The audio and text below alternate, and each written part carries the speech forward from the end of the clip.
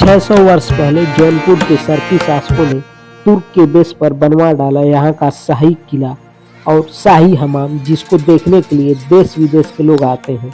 आंतरिक भाग में प्रवेश करते ही बोर्ड पर सुनहरे अक्षरों में ऑनलाइन टिकट, जो कि मात्र 20 रुपए प्रति व्यक्ति है, अंकित किया गया है। चंद कदमों से चलने के बाद सामने दिखने वाली खिड़की से आप ऑफलाइन टिकट भी मात्र 25 रुपए में ले सकते हैं। जौनपुर के शाही किले सर्की राजवंशों ने अपने शासनकाल की विशेष छाप छोड़ दी। सामने दिख रहे आलीशान द्वार, जो कि पत्थरों को काट कर तराशा गया है, इसे मुगल बादशाह अकबर के शासनकाल में बनवाया गया था। इसके निर्माणकर्ता मुनीम खान खाना थे, जो कि पहले सूबेदार अली कुली खां के मुगल शासन के खिलाफ विद्रोह के बाद बादशाह अकबर के द्वारा उनकी हत्या के बाद बनाए गए थे। अली कुली के हत्या के बाद जो यहाँ के नए सूबेदार नियुक्त हुए, उनका नाम था मुनीम खान खाना। उनको अकबर बादशाह ने नियुक्त किया था। तत्पश्चात यहाँ के नए सूबेदार मुनीम खान खाना बने। किले के इस गेट को बाहरी और आंतरिक दोनों ही भाग से सुंदर पत्थरों से बनाए गए थे। आंतरिक भाग के इसके इतिहास को शिलापट्टों पर अंकित किया गया है। ये किला, जिस पर अनेक वंश के शासकों और राजवंशों ने शासन किया, अब ये भारत सरकार के पुरातत्व विभाग के संरक्षण में है। बात करें इसके इतिहास की, तो पहला दरवाजा आपको बाहर दिखाई दे रहा होगा, उसे किले की सुरक्षात्मक दृष्टि को देखते हुए बनवाया गया था, जबकि किले का दूसरा मुख्य द्वार आज से लगभग 700 वर्ष पहले फिरोज शाह तुगलक द्वारा बनवाया गया था। किले को बनाने में लाहौरी ईंटों का इस्तेमाल किया गया था। इस किले को जौनपुर किला तथा केरार के किले के नाम से भी जानते हैं, क्योंकि कुछ 100 साल पहले यहाँ पे एक टीला हुआ करता था, जिसका नाम केरार का टीला था, और उसी के नाम से इसे केरार का किला लोगों की मान्यता है। बारीकी से तराशे गए पत्थरों से बना ये किला, इसके द्वार अत्यधिक आकर्षित करने वाले हैं। फिरोज शाह तुगलक लगभग 1351 में जब दिल्ली सल्तनत की गद्दी पर बैठे थे और 1359 में अपने चचेरे भाई मोहम्मद बिन तुगलक की याद में, जिनका वास्तविक नाम जोना खान था, उन्हीं के नाम पर जौनपुर का नाम रखा गया। जौनपुर के इस किले को जीतने के लिए, यहाँ की सत्ता काबिज करने के लिए लोदी वंश के शासक बहलोल लोदी ने सर्की वंश के शासक हुसैन शाह सर्की को 1482 से 1483 के बीच पराजित कर दिया, जिसके बाद हुसैन शाह सर्की यहाँ से भागकर कुछ लोगों के अनुसार बिहार तथा कुछ लोगों के अनुसार बंगाल चले गए। 1857 की क्रांति के बाद यहाँ अंग्रेजी हुकूमत का शासन हो चुका था। सामने हमें फिरोज शाह तुगलक के ही भाई इब्राहिम के द्वारा बनवाई गई एक मस्जिद दिखाई देगी, और इस किले के अंदर तुर्की स्टाइल के बना हुआ एक हमाम को देखेंगे, और पुराने समय की बनी हुई एक बारादरी जैसी इमारतें बनी हुई हैं। फिरोज शाह तुगलक के भाई इब्राहिम के बाद उनके द्वारा बनवाई गई मस्जिद उस समय की कलाकारी का एक नायाब नमूना है, जो कि 1376 ईस्वी में बनवाई गई थी। तुर्की शैली में निर्मित 3 केंद्रीय गुंबदों एवं दोनों ओर से सपाट छत वाले हाल की यह मस्जिद 133 फीट लंबी एवं 22 फीट चौड़ी है। मस्जिद के बाहरी भाग के गेट पर ताला लगा हुआ है, जो कि आम लोगों के लिए प्रवेश वर्जित है। आधार के ऊपर का स्तंभ चौकोर, फिर अष्टकोणी और फिर गोल है। इस मस्जिद में बड़ी संख्या में 11वीं और 12वीं शताब्दी के स्तंभों का पुनः उपयोग किया गया है। मस्जिद के बाहरी भाग में इसके इतिहास और इससे संबंधित जानकारी को लिखा गया है, और मस्जिद के एकदम सामने एक हौज बना हुआ है, जिसमें उस समय पानी रखा हुआ होता था, और उस समय नमाज अदा करने से पहले लोग इसी पानी से वजू किया करते थे।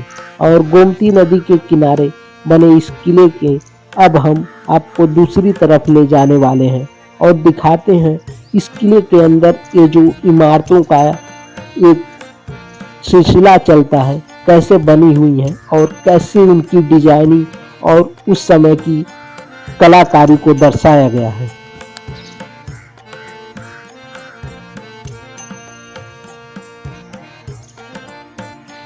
किले के एक हिस्से में कुछ लोगों की कब्र भी बनी है जो कि उस साइड आप देख सकते हैं। और अब आपको ले चलते हैं इस किले के एक हिस्से में जहाँ पे एक 12 दरी नाम की इमारत बनी हुई है और जिसे कहा जाता है कि यहाँ पे राजा और रानियां जो शहजादे हुआ करते थे, शासक हुआ करते थे, वो यहीं पे बैठ के अपना टाइम व्यतीत किया करते थे, टाइम स्पेंड किया करता है। इसे 12 दरी नाम से भी जानते हैं। वहीं किले के एक हिस्से में तुर्की स्टाइल का एक हमाम स्नानागार बना हुआ है, जिसमें उस समय के बादशाह और तुर्की राजवंश की बेगम गर्म पानी से स्नान करते हैं, जिनके लिए अलग अलग कक्ष बने हुए थे। ये हमाम भी लगभग 700 वर्ष पुराना है। इसके अंदर ठंडे गर्म पानी की व्यवस्था, मालिश की व्यवस्था, मेल फीमेल के कपड़े चेंज करने की, सोने आभूषण रखने की और आग का सिस्टम की व्यवस्था यहाँ पे की हुई थी। उस समय सब व्यवस्थाएं देखने को मिलती हैं इस कक्ष के अंदर। तो दोस्तों पहले आपको हम इस हमाम के अंदर का नज़ारा दिखाते हैं और यही गेट है, इसी के माध्यम से हम अंदर प्रवेश करते हैं और उसे दिखाते हैं कि क्या क्या व्यवस्थाएं, क्या क्या सुविधाएं यहाँ पे सर की हुकूमत के द्वारा बनाया गया था। इसके अंदर सामने से पानी आता था और वहाँ बाहर की तरफ एक कुआं बना हुआ है। उस कुएं का डायरेक्ट कनेक्शन इसके होल से है और बने इस होल को आपको दिखाते हैं। चलिए आगे चलते हैं और आप देख सकते हैं यही होल है। इसी के कनेक्शन के माध्यम से पानी इस टब में आया करता था। ऊपर आपको रोशनदान लाइटिंग के लिए बनाया गया है जो आप देख सकते हैं।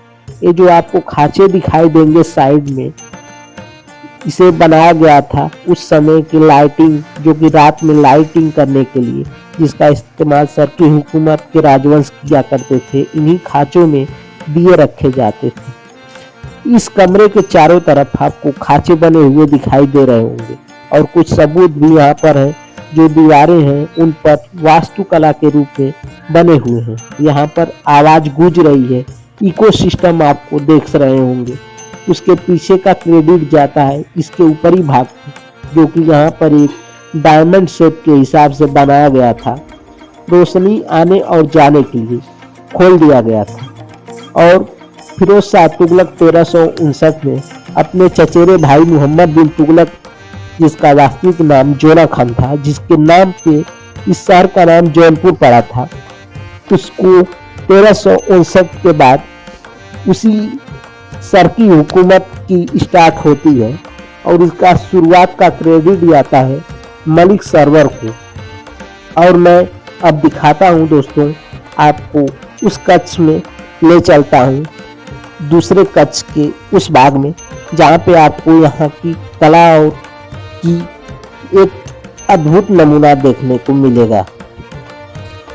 और अब हम प्रवेश करते हैं दूसरे कक्ष के इस द्वार से और आपको दिखाते हैं इस कक्ष में क्या क्या व्यवस्थाएं की गई थी, किस तरीके से इस कक्ष को बनाया गया था और सर की हुकूमत के जो राजवंश थे किन किन सुविधाओं से अपने इस हमाम को लैस किए थे। ये जो सामने आप अलमीरा देख सकते हैं और इस साइड इस अलमीरा में वो कपड़े रखा करते थे और इस साइड जो अलमीरा है यहाँ पे वो आग जलाते थे जिससे कि रूम गर्म रहे और इसमें धुएं की भी निकलने की व्यवस्था की गई है। खांचे भी बनाए गए हैं जिससे कि यहाँ पे उजाला किया जा सके।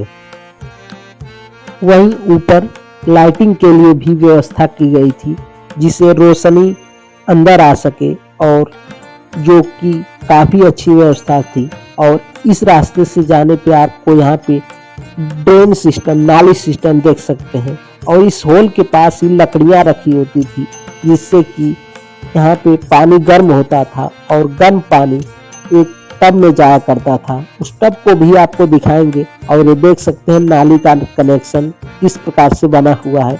इसी नाली के कनेक्शन से पानी अंदर गर्म हुआ करता था और बाहर से आया करता था, और इस रास्ते से कोई अंदर ये आ नहीं सकता था, ना ही बाहर जा सकता था। इसलिए इस रास्ते को बंद कर दिया गया था। और जिसे आप देख सकते हैं यहाँ से बाहरी दृश्य दिखाई दे रहा होगा। इसे बाद में ऐसा बनाया गया। और अब ले चलते हैं आपको दूसरे हिस्से में और दूसरे कक्षों को दिखाते हैं कि उन कक्ष में क्या क्या बने हुए थे, क्या क्या सुविधाएं थी और किस तरीके से इस हमाम को बनाया गया था। और ये दूसरा रास्ता आप देख रहे होंगे। इस रास्ते के माध्यम से अब हम आपको ले चलेंगे दूसरे कक्ष में और दिखाते हैं उस कक्ष में क्या क्या व्यवस्थाएं बनी हुई हैं। और इस हॉल में ये रोशनी वेंटिलेशन के लिए बनाए गए हैं। तो आप ये समझ सकते हैं कि तुर्क के अंदर इस प्रकार के हमाम बना करते थे।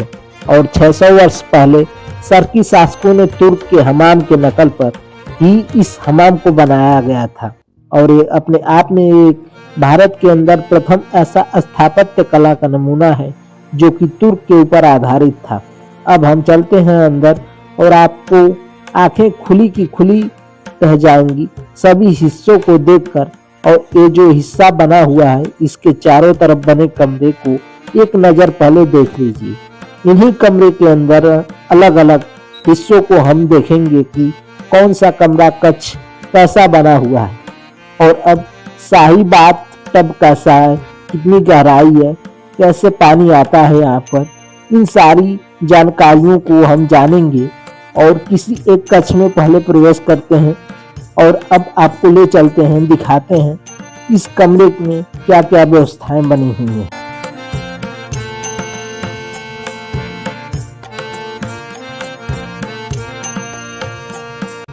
और जब हम इस कक्ष में प्रवेश करने जा रहे हैं और आपको दिखाते हैं इस कक्ष में क्या क्या बना हुआ है। और देख सकते हैं यहाँ सामने एक टब बना हुआ है और इसी टब में ठंडा पानी इकट्ठा हुआ करता था जो कि बाहर से कनेक्टेड था और इसी हॉल के माध्यम से आता था। ऊपर ये जो वेंटिलेशन और लाइटिंग के लिए बना हुआ उजाले को आप देख सकते हैं, इस हॉल से ही लाइटिंग की व्यवस्था की गई थी। ये लगभग सभी कमरों में ऐसी व्यवस्था की गई है। और अब आपको ले चलते हैं दूसरे कमरे में और वहाँ के भी क्या क्या व्यवस्थाएं हैं। यहाँ से आप देख सकते हैं प्रत्येक कमरे का जो द्वार है, एंट्री गेट है, उसके पास उसको इतने डिजाइन से आर्च बनाया गया है कि काफ़ी खूबसूरत दिख रहा है। और यहीं पे मेल जो शासक थे वो कपड़े चेंज किया करते थे, अपना क्लोथ चेंजिंग रूम यही था। और ठंड के समय में लकड़ी जलाकर रखने का स्पेसिफिक प्लेस भी यहाँ पर बना हुआ है और ऊपर लाइटिंग का भी मेल चेंजिंग रूम यही है।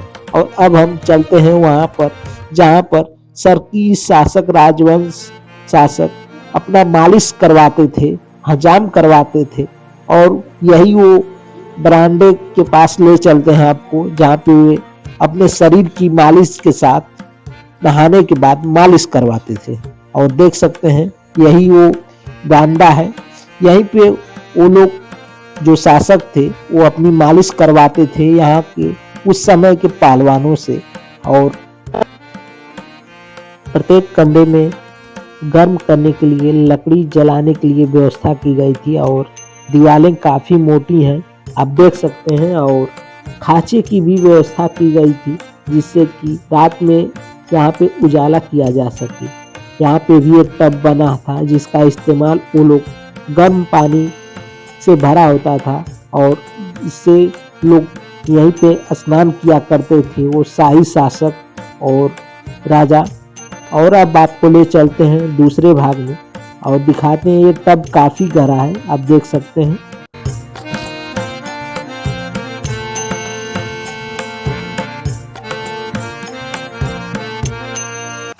और बाहर आप देख सकते हैं ये वही कुआं है जहाँ से हमाम के लिए ठंडे पानी की सप्लाई होती थी।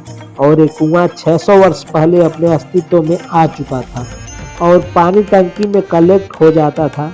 गुलाम पानी को खींचा करते थे और ये देख सकते हैं टंकी बनी हुई है। एक कुआं और है जहाँ खुदाई से सामान निकले थे, यहाँ वैदिक सभ्यता के भी संबंध इसका मिलता है। खुदाई में निकले सामान 5000 साल पुराना यानी वैदिक काल के माने जाते थे। इस कुएं से जो काफ़ी पानी निकलता था उसे इस टंकी में कलेक्ट किया जाता था और नीचे के साइड एक टंकी है जिसमें से यहाँ के राजाओं के जो पशु हुआ करते थे, घोड़े हाथी, वो पानी पिया करते थे और एक टंकी से यहाँ से पानी हमाम के लिए जाया करता था। और अब आपको ले चलते हैं हम उस कुएं के पास जिसमें से खुदाई के समय 5100 साल पुराने बर्तन और गहने मिले थे। उस कुएं को भी आपको दिखाते हैं और हमाम के जस्ट इस साइड में एक कुआं बना हुआ है, देख सकते हैं। यहीं से खुदाई से बहुत ही पुराने अवशेष बर्तनों के मिले हुए थे।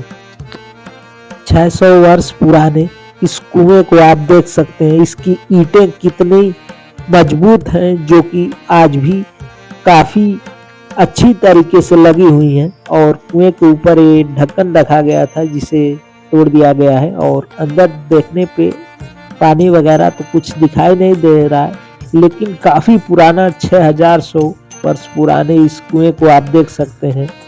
तो अब हम सर की हुकूमत के उन 6 अलग अलग राजाओं के जो कि जौनपुर रियासत पर शासन किया था, सबसे पहले मलिक सरवर, उसके बाद उनके दत्तक पुत्र, क्योंकि मलिक सरवर किन्नर थे, ख्वाजा सारा थे जो फिरोज शाह तुगलक के शासन काल में अफ्रीका से लाए गए थे।